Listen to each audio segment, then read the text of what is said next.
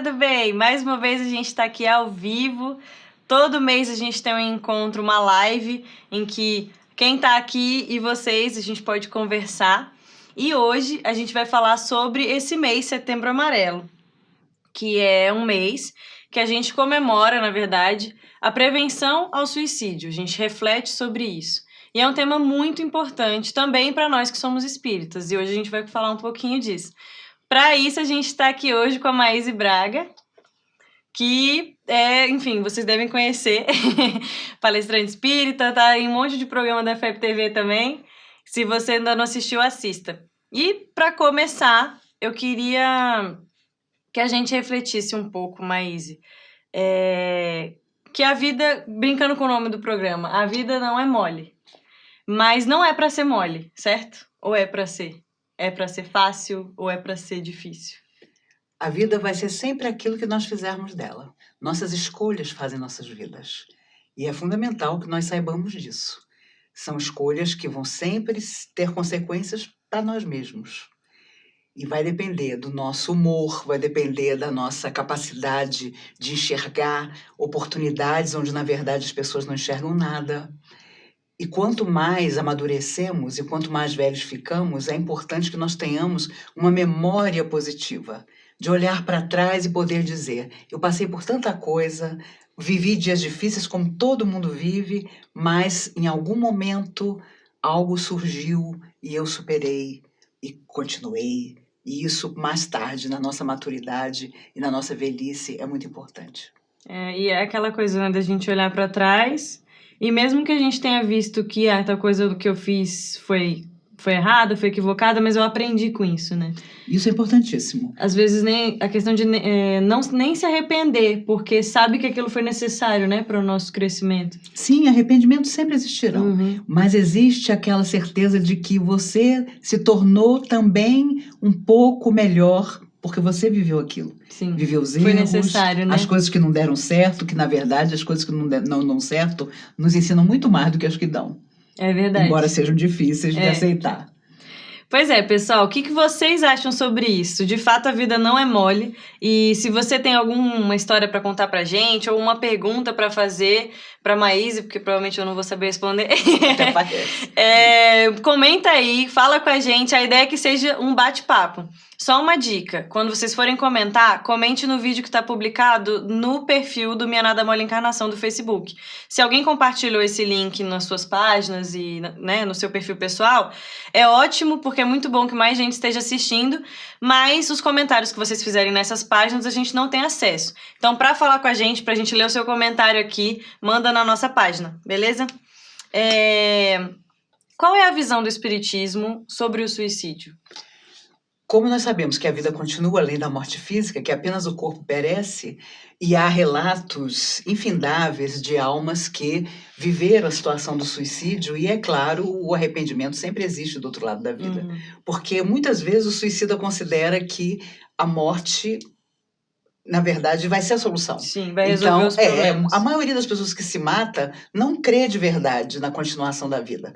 Então ela acha que o corpo físico perecendo, os problemas estão resolvidos, ela vai cair num longo limbo, no esquecimento, quando, em doutrina espírita, aprendemos que isso não é verdade. Você consegue continuar, sempre continua, e com um tormento maior, que é de ter tentado se aniquilar sem conseguir. Um arrependimento, né, mesmo? Não há pesadelo maior do que esse. Eu acho que qualquer coisa que você faça na Terra tem uma justificativa.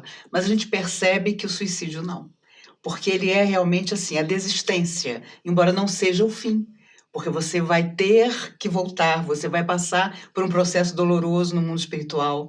E é tão grave o momento do suicídio que isso fica tão marcado na nossa alma eterna que os espíritos cansam de contar em relatos, nas pesquisas mesmo, o quanto hindus, por exemplo, almas hindus acostumadas à hipnose, a trabalhos assim, são usados no mundo espiritual para ajudar as pessoas com as lembranças que elas levaram para o lado de lá, não só do gesto do suicídio, mas também de tudo que provocou o suicídio. Sim.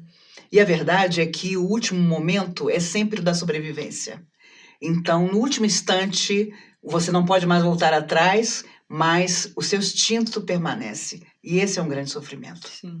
que precisa ser resolvido de alguma maneira no mundo espiritual. E o espiritismo, a gente tem vários relatos em livros, histórias. Tem alguma história que exemplifique esse arrependimento? Não necessariamente só a parte ruim da história, mas para as pessoas talvez entenderem, ilustrar um pouco como que seria, então, o desenlace de alguém que tirou a própria vida. Há um livro clássico psicografado em 1927, e só lançado em 1957, Memória Suicida, através da psicografia de Ivone Pereira. Sim. É o relato do escritor Camilo Castelo Branco, português, que, humilhado pela cegueira, deu um tiro no ouvido. E ele relata, com detalhes absolutos, a sua trajetória fora da matéria. É uma história impressionante, porque narra mesmo o quanto ele precisou aceitar o que lhe havia acontecido como um resgate que ele deveria ter feito e não fez, e ele adiou o seu retorno à Terra por muitos e muitos anos, trabalhando, estudando no mundo espiritual, com medo de voltar, porque sabia que no novo corpo ele vivenciaria de novo a cegueira. Mas eu me lembro de uma história muito bonita de uma mãe do Ceará que perdeu o filho único de 21 anos por suicídio. E ela, durante 2 anos, lutou para ir até o Chico e tentar uma mensagem do menino. Mas ela lia sobre a doutrina espírita e o suicida passava por tanta coisa. Então ela imaginava, ele não vai se comunicar, né? Ela foi. A dor era muito grande, a saudade muito grande. Ela foi e chegou de madrugada e pegou a ficha de número 1. Eram 30 fichas para conversar com o Chico. Ela pegou a primeira. Chegou cedo, Cedíssimo. Mas quando a manhã tinha já clareado, aparece uma mulher, sai de um carro de luxo, desesperada, tinha perdido os 2 filhos no acidente de carro. Aquela senhora do Ceará pensou, meu Deus, essa mãe perdeu 2 filhos. Eu perdi meu único filho. Ela perdeu no acidente de carro, inesperadamente. Meu filho foi embora porque ele quis. E ela então estende para aquela mãe a ficha de número 1. Olha, eu cheguei de madrugada, peguei a ficha de número 1. Fique a senhora com a ficha de número 1. E a mulher, sem nem agradecer, entra na fila e ela volta pro hotel. Desesperada também, né? Ela volta pro hotel. 2 horas da manhã, alguém bate à porta do hotel. O Chico Xavier mandou chamar a senhora. Porque não tem ficha. Impossível, porque eu tinha realmente a ficha de número 1, mas cedi para uma outra mãe. Não, ele disse que a senhora mesmo mandou chamar. Ela foi. Quando ela entra no salão, Chico começa a ler a mensagem. Minha mãe, você sabe, eu não podia estar aqui. Mas quando você estendeu a ficha de número 1 para aquela outra mãe, Emmanuel, o protetor de Chico, foi me buscar. E ele me apareceu na escuridão em que eu estava e disse, o amor de sua mãe me fez vir aqui para buscar você. Vamos lá, porque você vai escrever para sua mãe. E ele dá uma mensagem belíssima, falando do sofrimento que naquele momento, pela primeira vez, ele acreditava que teria um fim, porque Emmanuel tinha ido buscá-lo para que ele pudesse dizer à mãe que a vida continuava. Mas foi o gesto de amor dela na direção da outra mãe que possibilitou isso. Nossa. São histórias muito bonitas, principalmente essas do Chico, né? Tem várias. É verdade. A gente já virou um personagem mesmo, quase. Sem dúvida. Mas a gente já tem alguns comentários, perguntas do pessoal, eu vou ler. O Carlos Alexandre mandou: Perdi meu comércio, estou cheio de dúvidas e o primeiro pensamento foi me matar. Mas conheci a doutrina e esse foi um alívio. Mas os problemas financeiros me afetam muito ainda. De fato, porque na verdade a gente tem que encontrar, a doutrina é uma forma, outras religiões também podem ser uma forma, da gente lembrar que as soluções estão dentro da gente, né, Maíse? Que apesar dos fatores materiais externos, às vezes não estão bem, mas a gente tem que se manter firme, né? Sim, e como ele, quantas pessoas não estão passando pela mesma situação? Me recordo de um senhor, dono de uma fábrica, ele tinha a fábrica de casacos e estava falido. E ele planejou o suicídio dele, deixou cartas para os filhos, para a esposa e matou-se. 5 dias depois, estoura a Primeira Guerra Mundial. E o governo da Itália propõe à família dele que fabricasse todos os casacos de todos os soldados que iriam para o fronte, 5 dias depois do suicídio dele. E ele narra essa Jesus. história através de Chico Xavier. E ele sabe. E Depois ele fica sabendo. Ele fica sabendo. Nossa, imagina. Porque quando ele é recolhido no mundo espiritual, os espíritos dizem, se você tivesse esperado 5 dias... Então, não importa que pareça tudo nos avassalar. A nossa desistência não pode, não deve acontecer. E não Até soluciona. não soluciona nada, nos atormentaria muito mais, lançaríamos pessoas queridas em situação dolorosa, Sim. porque há uma coisa também grave que acontece para a família do suicida. E é impressionante o relato, e as pessoas se lembram um pouco disso. A pessoa não tem nem a tranquilidade de sofrer pelo suicida. Sim. Porque há tanto preconceito que quando você diz que seu familiar se matou, as pessoas logo ironizam, se afastam, sabe? Então o outro, aquele que sofreu a perda, tem uma coisa terrível. Não tem nem direito ao luto. Não tem direito ao próprio luto, sabe? Porque as pessoas, não, mas fulano se matou, tá vendo? Nunca teve estrutura para passar pelas dificuldades. Isso é um mal maior. E a pessoa, naturalmente, do outro lado da vida, ao se conscientizar, sofre muito. Então, não importa o que nos aconteça, sempre haverá uma saída. Sempre haverá uma solução, mesmo que nós tenhamos que nos desestruturar, que vivenciar outras situações dolorosas, que mudar um pouco até a nossa perspectiva de vida por um período que seja. Mas a desistência da vida de nada adiantará. E uma coisa que pelo menos me fortalece muito quando eu passo por alguma situação difícil, é entender que as dificuldades vão me tornar melhor, né? Que na verdade são degraus, que é para eu enxergar o mundo de outro jeito, é para eu fazer mudanças em mim, que aquilo provoca uma transformação. E isso é bom, na verdade. E eu acho também que você buscar ajuda é muito importante. Sim, sabe? verdade. Você falar da sua dificuldade a quem te ama é muito importante. Colocar a perspectiva da realidade mesmo, né? Desabafar e até mesmo procurar ajuda profissional, se for o caso. Mas de preferência. Porque durante muitos anos você acreditou que tomar passe resolvia, sabe? Ajuda. Ajuda sempre. Energia boa ajuda sempre. Mas existem depressões, existem situações que acalentamos até de vidas passadas, que de repente assomam na nossa alma e que precisam sim do terapeuta amigo, não é? Às vezes, depressão é também uma questão orgânica. E a pessoa parte para o psiquiatra por um período que seja. Às vezes, a medicação é necessária. O próprio Dr. Bezerra de Menezes diz isso, não é? Que há determinados medicamentos que vieram do mundo espiritual para a Terra. O problema é que o homem sempre abusa deles. Ele se acostuma a ter um remédio para acordar, outro para dormir, outro para ficar alegre. E não é assim. Mas mesmo a medicação, por algum período, às vezes é interessante para que nós saiamos daquela situação e possamos, por nós mesmos, nos fortalecer. Muito bom. Pessoal, mais comentários. Vamos lá. A Maíra Centelhas mandou: como explicar para uma pessoa que não é espírita sobre o mal que o suicídio causa? Eu acho que a gente tem que ter muito cuidado, Maíra, para a gente não acabar trazendo informações que para a gente já são muito claras e comuns, mas para outra pessoa pode acabar assustando, né?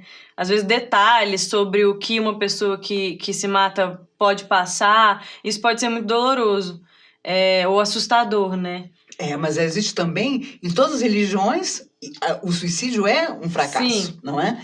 E acho que se a pessoa não tiver religião nenhuma, que você possa falar a ela das coisas boas que ela ainda vai viver e que ela vai perder se ela desistir, não é? Procurar ter os olhos de ver, os ouvidos de ouvir. A coisa que mais escutei de familiares de suicidas foi sempre, mas eu nunca imaginei que eles estivessem passando por isso. Eu nunca pude entender que ele estava vivendo uma situação tão dolorosa. Mas aí a gente pergunta, será que você não teve o olhar, o interesse de perguntar, tá tudo bem com você? De verdade, Exatamente, se importar de verdade. Porque o querer deve ser uma mola propulsora da nossa vida. Querer ajudar, querer enxergar o outro, empatizar com ele, para que ele saiba que tem em nós, não um familiar simplesmente, mas um amigo, alguém que realmente se importa e que pode, pelo menos, ouvi-lo. Não é? Se importar, né? Porque às vezes são questões que a gente fala, mas isso não é nada, tem gente que tá pior do que você. E na verdade você não está valorizando o que a pessoa tá sentindo, né? Que pra ela é um grande problema. Você tocou num ponto, que é exatamente isso. O Chico contava uma história de uma senhora que tinha ido ao centro espírita para se orientar, desesperada, porque ela tinha perdido um anel de diamantes que ela tinha. E ela chegou no centro, sentou na frente do orientador, começou a reclamar que tinha perdido o anel, onde é que o anel estava, que ela queria saber, que ela queria o anel de volta. De repente, quando ela parou por um instante nas queixas dela, ela reparou que o orientador que a recebia não tinha os 2 braços.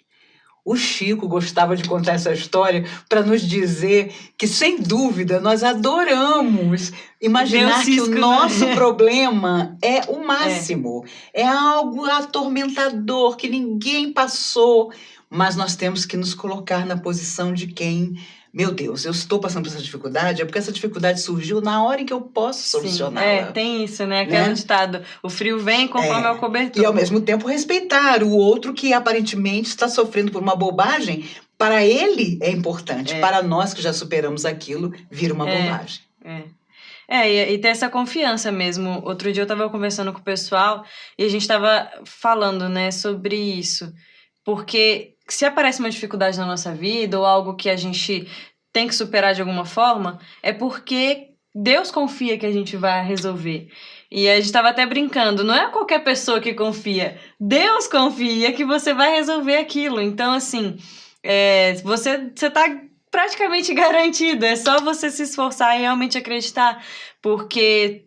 se você fazendo, as coisas vão acontecer. E eu acho que a gente tem muito essa urgência de que as coisas aconteçam para amanhã, né? A gente não suporta uma dificuldade que a gente sabe que vai durar por mais tempo, ou que a gente não tá vendo uma solução. É muito difícil você estar dentro de uma situação e você olhar para frente e falar, não tem solução. Ainda, né? Porque ela vai aparecer. E é com o seu trabalho e com o esforço das pessoas que te ajudam que essa situação que vai resolver. Mas... eu achei legal esse dia que a gente chegou nessa conclusão, assim. O problema se tá acontecendo alguma coisa é porque você dá conta. E Deus que colocou ele lá, ele que disse você vai dar conta. Se Deus olhar pra você agora e falar que o seu problema, aquilo que você tá encarando agora, se ele virar pra você e falar, você dá conta, tem como desconfiar disso? Não tem. Sem falar que a maioria dos problemas, ou nós mesmos criamos... Sim. Ou nós pedimos. Antes de vir à Terra, eu acredito demais nisso, determinadas coisas mais difíceis, com certeza, nós mesmos quisemos nos colocar à prova, não é? André Luiz, através do Chico Xavier, dizia, depois de um problema solucionado, aguarde outros. Ele não dizia, nenhum espírito amigo, todos já foram homens, amaram, erraram, não é? Já estiveram na Terra como um dia vão estar novamente. Eles não nos iludem. Sim. Mas eu percebo, por exemplo, que hoje o jovem tem uma enorme dificuldade de aceitar o que não dá certo. Aceitar frustrações. Né? E a vida também é o que não dá certo, não é? A vida também é o sonho que não se realiza, porque tudo isso nos amadurece para coisas outras que virão. Então, eu tava vendo um vídeo. Sim. Desculpa te interromper. Imagine. Que lembrei agora. Tava vendo um vídeo de um ator, gente, se vocês lembrarem, é um ator famoso, é porque eu não decoro, um americano. E ele falando que ele era antes dele ser ator, ele era jogador de futebol americano, eu acho. E que ele uma vez foi pra uma cidade X, ele era menino ainda, escalado pra um grande time, e era aquilo que ia mudar a vida dele. E aí, chegando lá, ele é descartado do time, e ele fica desesperado porque... ele acredita que aquela era a chance da vida dele. Só que depois disso, outras coisas aconteceram e ele acabou seguindo outra profissão e tal. E, enfim, tá felicíssimo hoje também. E aí, o vídeo, justamente ele falando, ele agradecendo pelo sonho que não se realizou. Agradecendo por aquilo que ele achava que era a chance da vida dele, mas não deu certo. Porque as coisas que vieram depois foram ainda melhores. Exatamente. Então, às vezes, a gente tá na frente de uma frustração e a gente acha que o mundo acabou, mas, na verdade, é aquele não que eu até brinco, que o nosso mentor espiritual tá... ainda bem que não deu certo, porque se desse certo ia destrambelhar tudo aqui, ela ia pro outro lado. Então, assim, a gente acha que, nossa, meu Deus, era a única chance que eu tinha na minha vida. Mas, na verdade, estão comemorando que a gente não conseguiu aquilo, porque o que a gente tem que conseguir, o que a gente tem que fazer, tá mais na frente. A gente também não veio aqui só pra receber as coisas, né? A gente veio pra fazer a diferença, pra fazer o nosso papel. Para lutar por elas. Então, a gente tem que estar num lugar que a gente tem que estar. Se a gente passar num concurso que não é o que a gente tem que fazer, ou ir para uma cidade que não é a que a gente tem que estar, vai estar dando errado, né? Eu vejo muito essa questão dessa fé, assim. A gente tem que acreditar, né, que tá dando certo, por mais que pareça que tá dando errado. Ainda que você não crê em nada, acredite em você mesmo. Isso. Não é? Você é uma vida que precisa ser o mais feliz possível. Porque um dia também vão perguntar para nós se nós fomos felizes.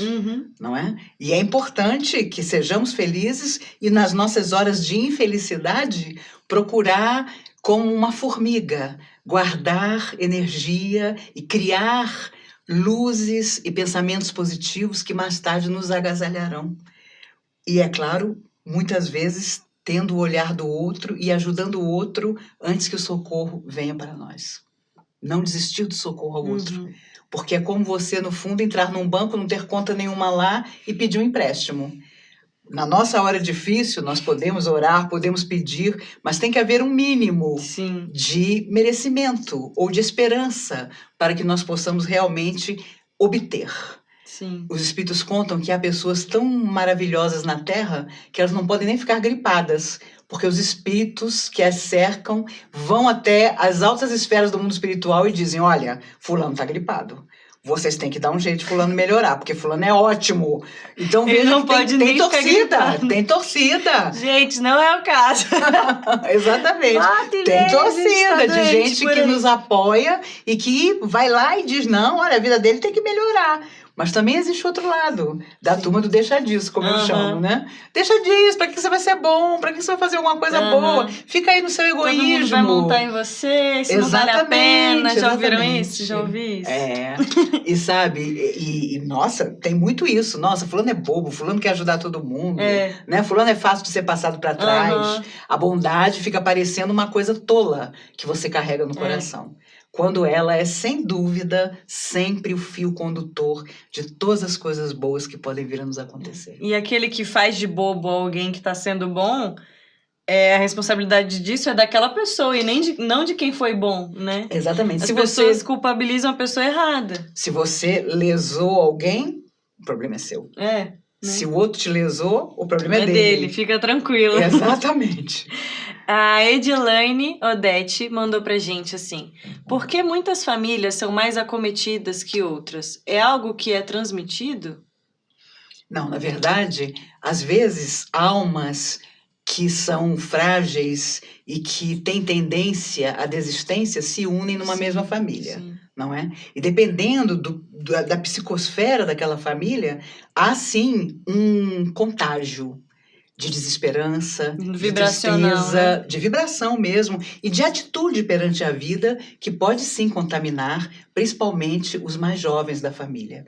Por isso, quando você forma uma família, seja de todo o coração, para que você um dia não diga a um filho seu, a um familiar seu: eu queria estar em qualquer lugar menos aqui. Porque às vezes a nossa palavra ou o nosso silêncio inadequado desencoraja o outro. Sim, e ficam marcas...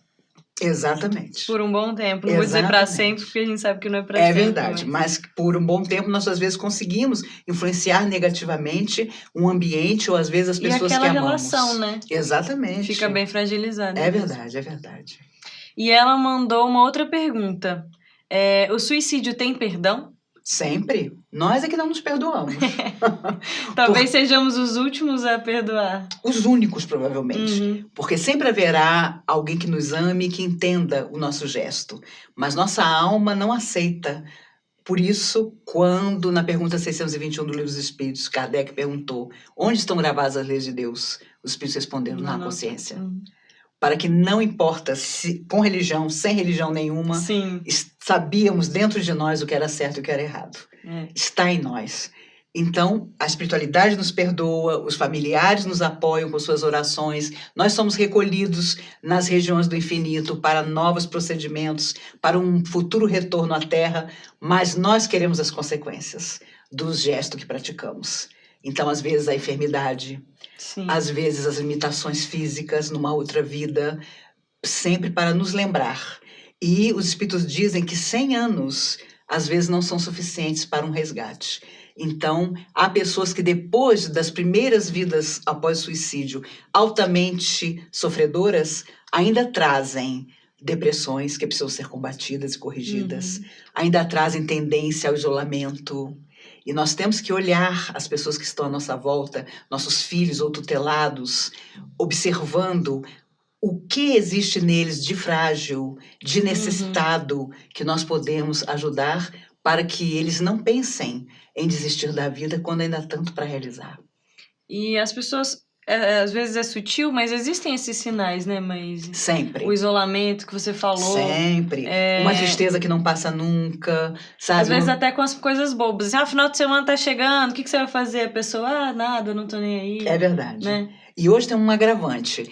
O garoto, a menina, dentro do quarto, na frente de um computador, acredita que tem 50 mil amigos, mas ela foge do contato com o outro. Sim. Então, não adianta, porque na hora difícil, o computador, quem se comunica com você através de um tablet, não vai te confortar. Não é? A gente precisa tomar cuidado com isso. Né? É outro tipo de isolamento. Charmoso, moderno, mas problemático. Porque é preciso o aconchego, sabe? A verdadeira amizade.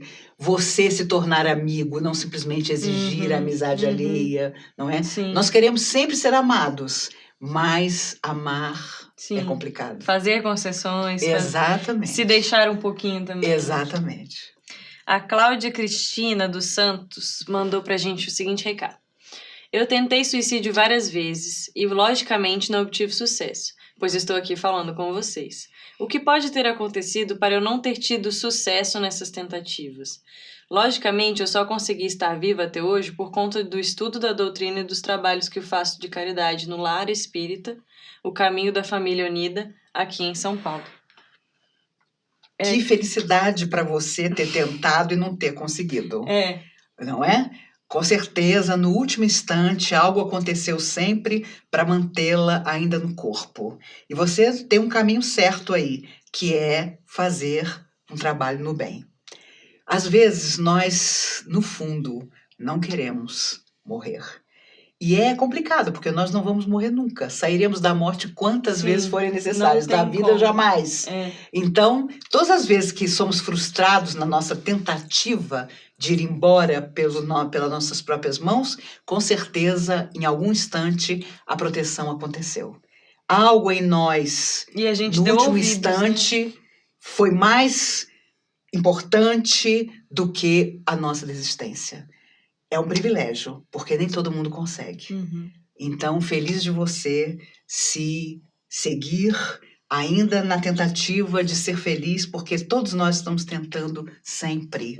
E o importante é continuar tentando. É isso aí. A Margarida Saito mandou pra gente.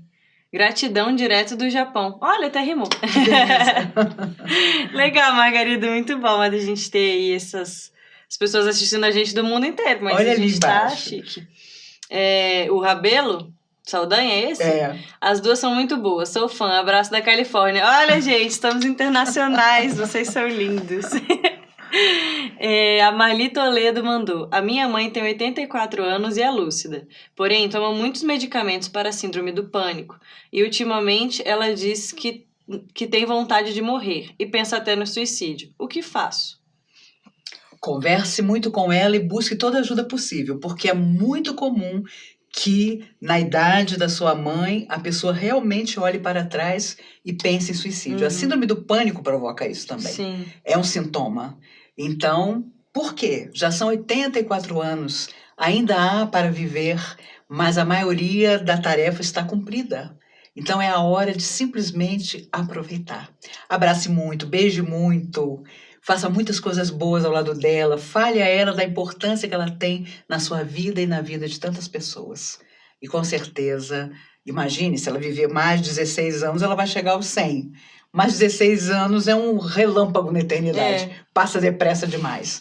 Então, ela não precisa antecipar aquilo que em alguns anos virá para ela, que é o retorno à verdadeira vida.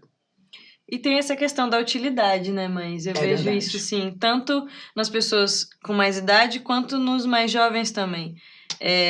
Que tem essa ânsia de se sentir útil, ou depois de um tempo, se sentindo útil, já não se sentem mais, e por conta disso não valorizam a sua própria existência, né?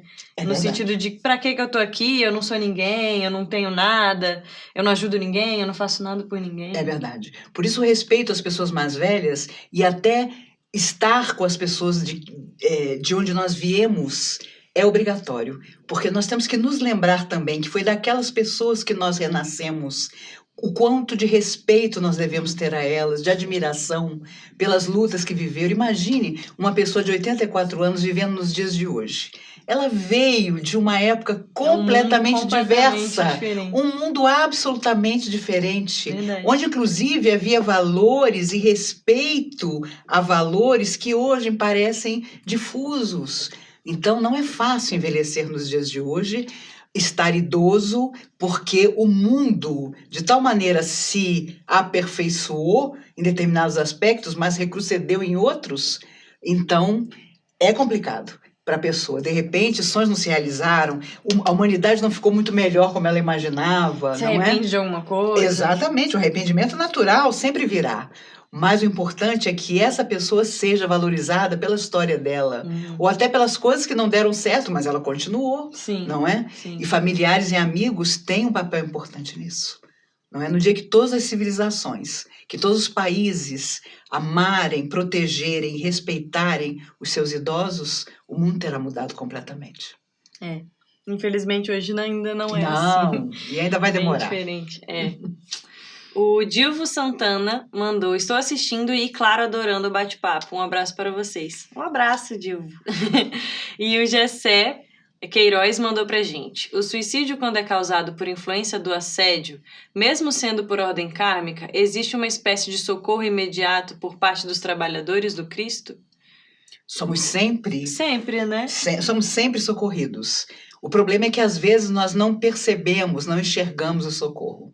E há quem, inclusive, se envergonhe tanto do gesto praticado que fuja desse socorro. Sim, acha que não é merecido, Exatamente. Não tem o mérito, né? Há relatos sobre isso, mas ele permanece sob a tutela das forças maiores até que possa ser socorrido. Como a Terra está mudando muito e a psicosfera do nosso planeta precisa mudar, há relatos recentes dos espíritos de que essas regiões de sombra estão sendo refeitas do outro lado, e os suicidas estão sendo socorridos de uma forma mais imediata e urgente, para que possam até retornar ainda no 3º milênio para novas etapas. Sim.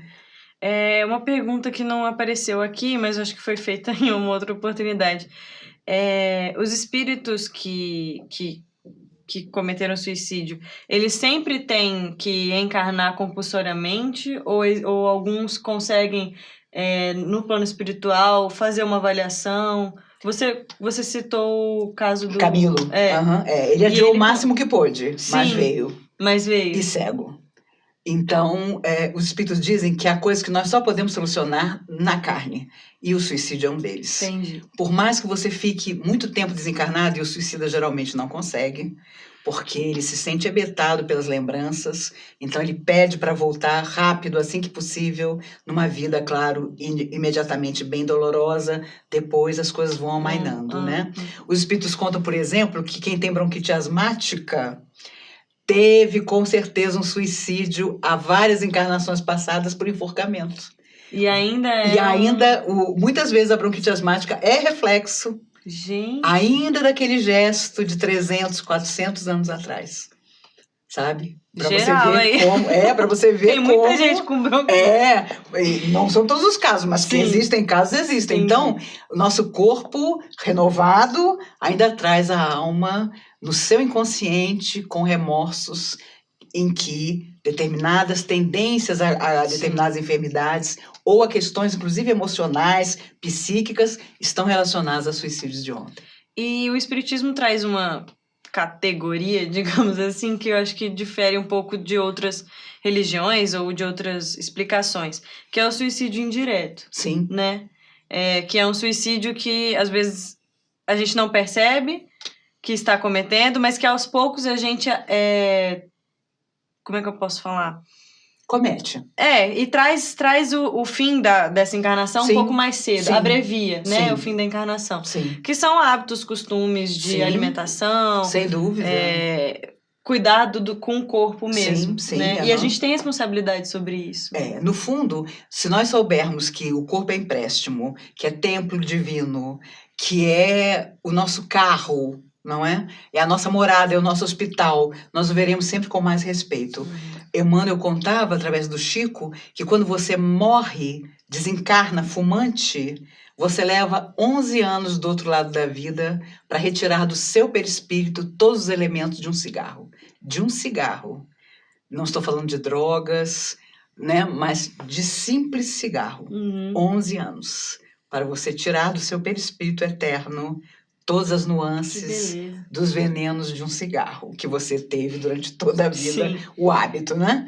Então, os espíritos dizem que no futuro nós teremos tanta consciência daquilo que não nos faz bem que nós vamos sempre nos preocupar em evitar aquilo que abrevie ou que prejudique a nossa caminhada na Terra. Porque às vezes você pode durar muito, sim, mas dura com uma saúde ruim, não é? Você fica amargurado, você dá um trabalho danado para os outros e para você mesmo.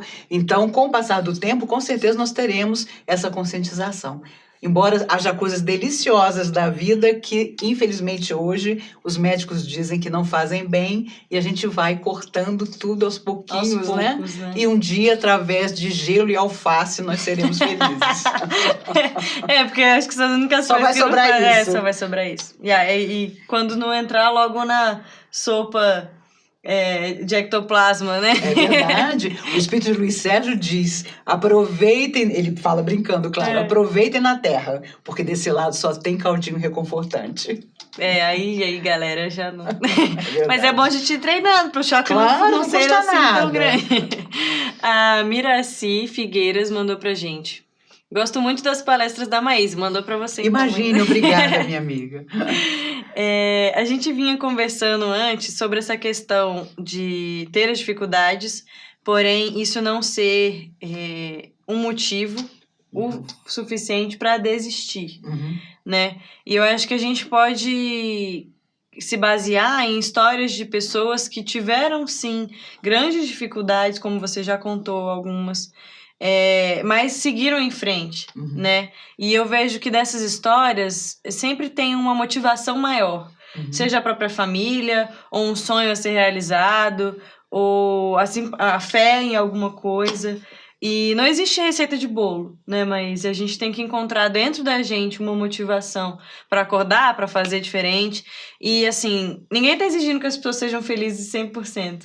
Isso não funciona, né? Todo mundo tem um dia difícil, uma hora mais triste, problemas que a gente até se pergunta como que eu vou sair daqui.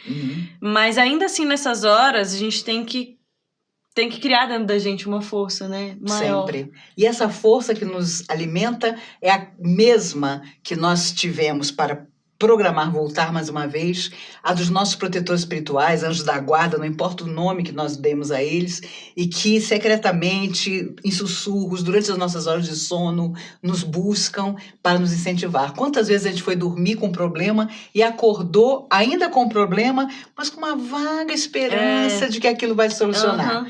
Porque eles aproveitam as nossas horas de descanso para estar conosco e para dizer, vamos caminhar um pouco mais. Sem falar que, às vezes, as pessoas mais chegadas a nós são as que nos tentam desanimar. E é preciso cuidado com isso.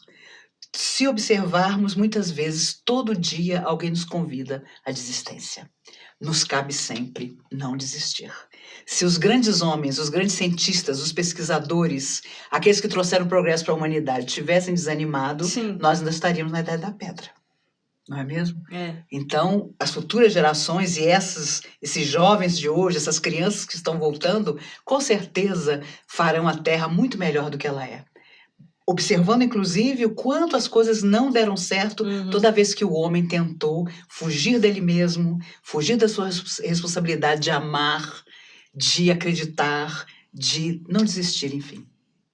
A gente precisa, né, dessas pessoas que talvez estejam pensando em desistir. A gente precisa de vocês. O mundo precisa deles, né? É verdade.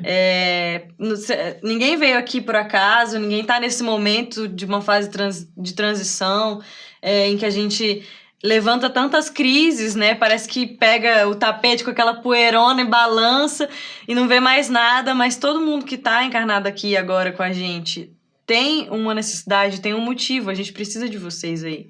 Então, desistir vai ser não só penoso para si, mas também pra gente que vai perder uma pecinha desse quebra-cabeça, né? Que vai ajudar a crescer, a gente evoluir, a gente precisa, né? E sem falar que ninguém nasce para a desistência, para o fracasso. Se ele acontece é porque nós não tentamos outros caminhos. Sim. Então, se nós estamos vivendo uma situação difícil, vamos pedir ajuda, sem nenhum pejo, sem nenhuma vergonha. Pede ajuda, gente. Pedir ajuda é importante demais. Para os encarnados, para os desencarnados, para o médico, para o porque há quem diga, não, eu estou sempre bem, isso nunca me abala, nada me faz arrefecer. Não, vamos imaginar que sim, preciso que você me ouça agora, preciso dar um tempo, preciso encontrar uma saída que não seja essa que eu estou tentando. Na década de 40 e 50, havia um grande ator de Hollywood chamado Montgomery Clift. Era um homem belíssimo, ele sofreu um acidente de carro, o seu rosto ficou todo retalhado. Naquela época não existia a plástica que existe hoje, e ele entrou no processo depressivo, passou por várias cirurgias, mas não tinha, obviamente, mais a beleza de antes, e isso em Hollywood era o fim. Durante 2 anos, ele ficou internado num hospital sem receber uma visita. Ele era muito amigo de Elizabeth Taylor. Nem a ela ele aceitava que o visitasse. Ele não deixava que Ele não deixava ninguém se aproximar dele. Ele ficou internado no hospital por 2 anos à base de remédios, recusando-se à realidade. Um dia a enfermeira disse para ele, o senhor sabe, tem um rapaz que todo dia vem aqui para saber do senhor. E ele começou a ficar curioso, quem seria essa pessoa? E a moça dizia, a enfermeira, eu tenho tanta pena, ele não desiste, ele vem todo dia e passa aqui só para saber como o senhor está. Um dia ele não resistiu. Deixa entrar o tal rapaz. E entra o rapaz. O rapaz se aproxima dele, ele deitado na cama, com aquele sofrimento que já se arrastava, e diz para ele, eu vim lhe dizer que você tem que sair dessa cama, você tem que retomar sua vida, porque eu me espelho em você. Eu estou fazendo curso de teatro. Eu quero ser ator e você é o meu ídolo. Saia dessa cama, porque eu preciso que você recomece a sua vida. Não desista. Ele ficou tão impactado com aquilo que passou a receber a visita do rapaz diariamente. Pediu aos médicos alta. Os médicos nem acreditaram. Ele estava internado ali há 2 anos, não queria ir para casa. Ele vai para casa, ainda faz alguns filmes, mas se viciara nos remédios e veio a falecer por isso. Mas o jovem que nunca desistiu de cumprimentá-lo e que foi dizer a ele que ele não podia desistir era Marlon Brando, que seria o maior ator do século XX. E ele morreu vendo Marlon Brando começar, mas não conheceu o auge desse extraordinário ator. Mas que tão rapazinho, ia lá diariamente. Um dia disse a ele, não desista, saia dessa cama, porque eu preciso do seu exemplo. E a gente tem que falar isso para as pessoas que a gente ama, né? Sem dúvida nenhuma. Que a gente nenhuma. Precisa delas. Exatamente. E a gente precisa delas bem. Exatamente. Não no sentido de cobrar, porque às vezes quando a pessoa tá mal, é até ruim, né? Você falar, não, eu preciso que você fique bem, porque senão eu não dou conta. Mas no sentido de incentivar. Você é importante para mim. Você não é só importante para você mesmo, para a vida, você é importante para mim. Imagine como eu ficaria sem você. Como a vida ficaria sem você. Não é? Temos mais um comentário. O Gessé Queiroz mandou pra gente agora. A tendência suicida pode ser decorrente da influência de espíritos trevosos? E indo mais além, um médio ostensivo que não trabalha pode ser obsediado ao ponto de tirar a própria vida? Qualquer um de nós pode ser obsediado a ponto de tirar a própria vida. Embora eu já tenha ouvido muitos relatos de pessoas que chegam ao centro espírita e dizem assim, olha, tem um espírito suicida do meu lado há dias. E eu sempre digo, impossível. Porque se um espírito suicida está ao seu lado há 24 horas, você também se mata. A energia é tremenda. Mas a gente que faz essa vinculação, Exatamente. né, mãe? Então, seja médium ostensivo que não desenvolva ou não, se você procura psiquicamente, energeticamente, pela sua emoção, o que não é belo, o que não é nobre, o que é difícil, o que é invejoso, o que é egoísta, com certeza não só suicidas, talvez nem um suicida, mas almas sofredoras, Sim, sem irão dúvida, sofrer. te acompanharão e tentarão, muitas vezes, desanimar o seu coração. Porque a grande inveja que hoje as almas fora da matéria têm é o fato de nós ainda estarmos na matéria. Ainda termos um corpo Sim. e ainda termos um destino na Terra que está em nossas mãos. Quando para muitos deles não haverá mais possibilidade de retorno ao nosso planeta Terra, porque o planeta também evolui, e como eles se recusaram a isso, com certeza serão levados a outros mundos que não serão como a Terra. Sim. E já aconteceu outras vezes, né? Os espíritos contam que Leonardo da Vinci era um exilado de capela e por isso ele desenhava coisas impossíveis para a sua época e sua alma sofria, porque ele se lembrava de que ele já tinha vivido num tempo, eram conhecimentos num de planeta onde tudo aquilo que ele colocava no papel era comum. Então, existe sempre sofrimento quando você não cumpre a sua tarefa. Seja você um médium que precisa desenvolver, e todos nós somos médiums no nosso dia a dia, nos nossos relacionamentos, não só dentro da casa espírita, mas principalmente as nossas escolhas estão relacionadas a quem nos acompanha. Tem sempre aquele ditado, diz-me com quem andas que eu te direi quem és. Sim. E eu digo, diz-me quem você é e eu vou dizer quem anda com você. Sim. Porque as são as nossas afinidades, atitudes, sem dúvida nenhuma. E a responsabilidade continua sendo nossa, né? Sempre, sempre. As escolhas são sempre nossas, não é? É claro que nós adoramos culpar os outros. Ai, mas é a coisa mais confortável do mundo. A culpa é minha, eu boto ela onde eu quiser. Exatamente. É ficar no cantinho, como eu sou sofredor, como Deus me esqueceu, como nada dá certo para mim. Isso é fácil, é tranquilo e é confortável, mas não é real. Então precisamos ter muito cuidado e sair dessa carapaça e dizer, não, eu posso, porque eu confio em mim mesmo, confio nas forças do bem, não importa o nome que elas tenham, e eu vou superar essa dificuldade. Num evangelho, uma vez do canto, a gente estava, não lembro mais o tema, mas a gente estava comentando sobre isso, e eu falei assim, se eu não, às vezes quando eu não acredito em mim, que eu vou dar conta, eu acredito na centelha divina. Se eu não dou conta, mas tem algo em mim que dá, então confia nessa sua partezinha e vai embora, porque às vezes a gente acha realmente que a gente não dá conta, mas depois que a gente faz, a gente fala, nossa, era só isso. O mais difícil é encarar as nossas necessidades, as nossas pequenas situações que precisamos transformar.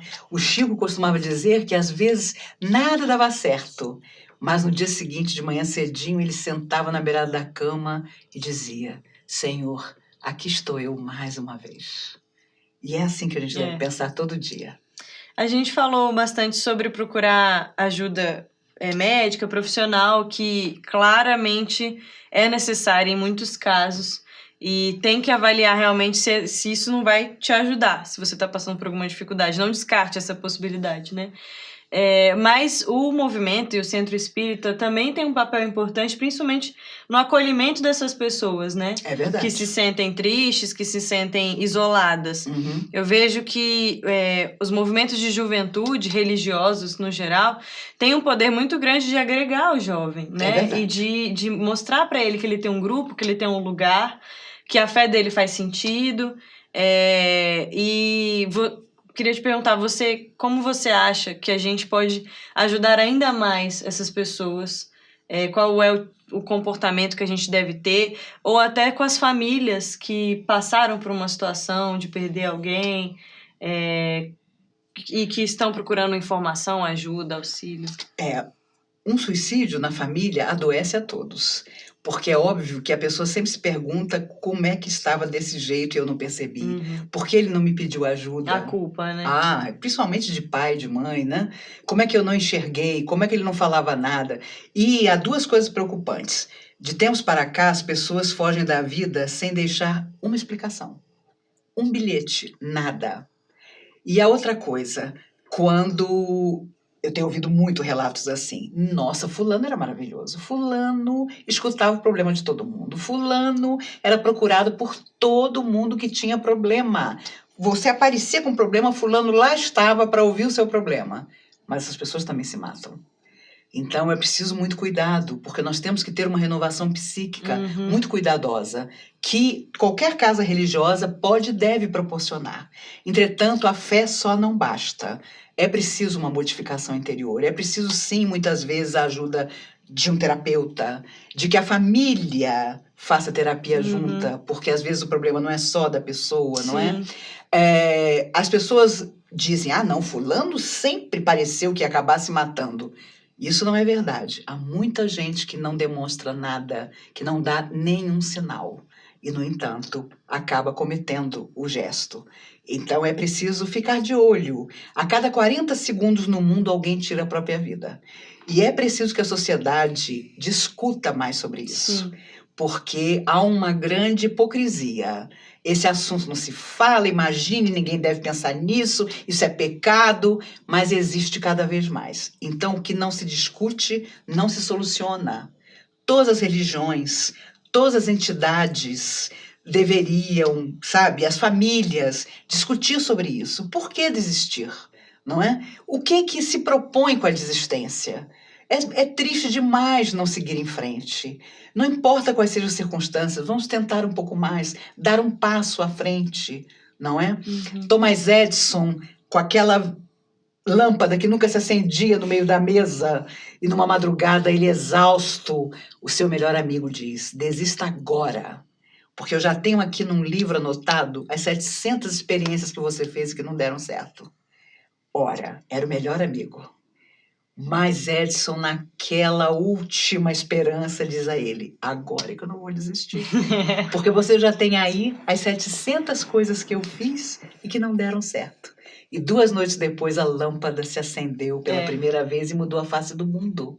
Se ele tivesse desistido, não, outro faria. Talvez não. Não, e talvez tivesse que repetir os 700 erros de novo para chegar na mesma conclusão que Mas ele. naquele momento ele disse é o melhor amigo, e às vezes é o nosso melhor amigo que nos desanima. Nos pede para não desistir. É? Que ele não desistiria. Então é fundamental que a sociedade discuta isso. Por que tanta gente está desistindo? Será que nós tornamos o mundo tão horrível, tão desagradável? O que eu posso fazer, Exatamente. né? Se eu não me sinto assim, se eu não convivo com ninguém assim, eu tenho uma responsabilidade com a sociedade, com este mundo que está fazendo tantas pessoas desistirem. Vamos falar de esperança. Sim. Vamos dizer a boa palavra. Vamos dar um sorriso. Vamos esquecer uma ofensa. Vamos desculpar de verdade, né? Sim. Porque desculpar de verdade é complicado. Né? Eu conheço gente que diz, olha, ela vai fulano. Há 20 anos atrás ele fez isso, mas eu desculpei completamente. Mas essa pessoa ótima. Quando você não esquece de verdade, você nunca desculpou. Então, também precisamos nos desculpar. Há complexos que trazemos que precisam ser superados. Há culpas que nós carregamos e que nos avassalam, que precisam ser solucionadas. Se nós tivermos vigilância e equilíbrio com nós mesmos, a vida em torno vai nos responder positivamente. E nós vamos poder influenciar não só a nossa própria vida para melhor, mas a vida em torno de nós também. Pois é, pessoal. Nosso bate-papo já está acabando, mas imagine. Já passou 1 hora. A gente sempre brinca, mas é verdade, passa muito rápido. Estamos vivenciando esse Setembro Amarelo, com muitos debates, muitas reflexões. A FEB, a Federação Espírita Brasileira, está com uma campanha permanente que tem o slogan Eu Tenho Fé na Vida e que traz pra gente esse debate de realmente ter fé na gente, na nossa vida. Independente da nossa religiosidade, a gente acreditar que vale a pena. Lembrando que existe um trabalho muito interessante, que é o trabalho do CVV, que se você precisa dividir com alguém o que você está sentindo. Às vezes as pessoas que estão ao seu redor não vão te ouvir, não querem te ouvir, você já tentou, você, né, não tem essa intimidade, não quer dividir com eles, ligue no 141, alguém muito capacitado e com muito carinho vai te atender, vai te escutar. Não guarde isso só para você, divida, conversa, desabafe. Maíse, quer dar algum último recado pro pessoal? Se despedir?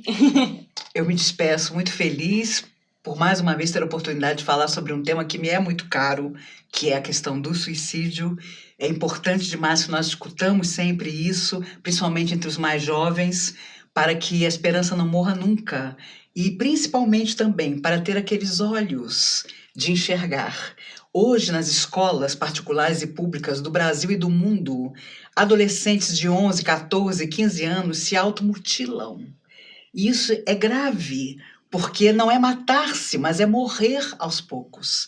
Então, é uma sociedade com problemas, é uma sociedade enferma que nós podemos ajudar a melhorar. Não desistamos, porque nós nem começamos ainda a modificar tudo que precisa ser iluminado ainda na Terra e dentro de nós também. É isso aí, pessoal. Reflitam sobre esse papo. Se quiser, mandem mensagem depois. A gente vai tentar responder todo mundo. Mas lembrem-se, vocês são importantes, muito importantes. Ninguém tá aqui por acaso. Se as coisas estão dando errado agora, persista, porque pode ser que a próxima tentativa seja a tentativa. Então não desistam mesmo, contem com a gente e vamos continuar vivendo. Esse vídeo vai estar disponível aqui no Facebook assim que a gente encerrar a gravação. Se você conhece alguém que você gostaria que visse esse nosso bate-papo e que não pôde estar ao vivo, manda o link para ela. E depois ele também vai para o YouTube, que fica mais fácil ainda das pessoas acessarem. Então, queria agradecer a Maíse Eu que agradeço. Por esse bate-papo, pela presença. Imagina. E agradecer vocês que participaram, que assistiram, que divulgaram para os amigos. Muito obrigada. Semana que vem, quer dizer, amanhã tem vídeo novo no vlog. E, inclusive, Maíse, amanhã tem um outro ao vivo do Entre Dois Mundos. E o tema é culpa. Que beleza. O sentimento de culpa, né? Então, que eu acho que casa super bem com algumas coisas que a gente falou hoje. É verdade. Se você quiser saber mais, amanhã no mesmo horário vai ter ao vivo pela FEB TV. É isso, pessoal. Beijo e até mais!